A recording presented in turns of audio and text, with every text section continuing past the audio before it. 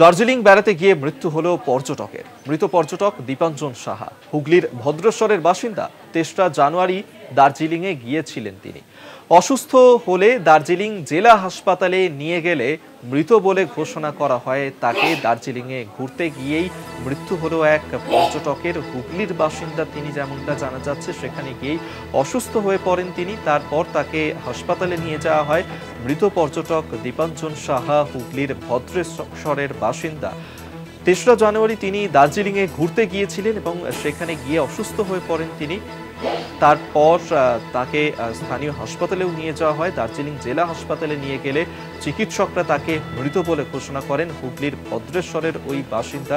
৩রা জানুয়ারি তিনি ঘুরতে গিয়েছিলেন দার্জিলিংয়ে। ঘুরতে গিয়েই মৃত্যু হলো ওই পর্যটকের। হুগলির ভদ্রেশ্বরের বাসিন্দা দীপাঞ্জন সাহা। ৩রা জানুয়ারি তিনি দার্জিলিংয়ে ঘুরতে গিয়েছিলেন এবং ঘুরতে গিয়েই মৃত্যু হলো তার। হঠাৎ করেই অসুস্থ হয়ে পড়েন তিনি। তারপর দার্জিলিং জেলা হাসপাতালে তাকে নিয়ে যাওয়া হয় এবং সেখানে নিয়ে গেলে চিকিৎসকরা তাকে মৃত বলে ঘোষণা করেন। হুগলির ভদ্রেশ্বরের ওই বাসিন্দা। ৩রা জানুয়ারি দার্জিলিংয়ে ঘুরতে গিয়েই মৃত্যু হয় তার।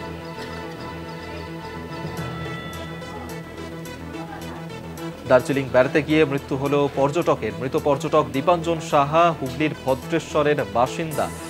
৩রা জানুয়ারি দার্জিলিংয়ে গিয়েছিলেন ঘুরতে এবং সেখানে গিয়ে হঠাৎ করে অসুস্থ হয়ে পড়েন তিনি। দার্জিলিং জেলা হাসপাতালে নিয়ে গেলে তাকে মৃত বলে ঘোষণা করেন চিকিৎসকরা। বিনয় শঙ্কর আমাদের সঙ্গে টেলিফোনে রয়েছেন, প্রতিনিধি। বিস্তারিত জানবো। বিনয়, ঠিক কি ঘটনা ঘটেছে, কি খবর রয়েছে?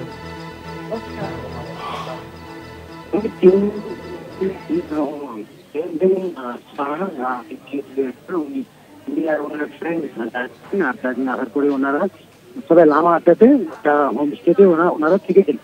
আর কালকে 5 তারিখ ওনারা দার্জিলিং শহর ঘুমিয়ে ফিরে আবার উনি লামা আটার জন্য যাচ্ছিল। সে যাওয়ার সময় ওনার নিঃশ্বাসের প্রবলেমের জন্য খুব অসুবিধা হচ্ছিল।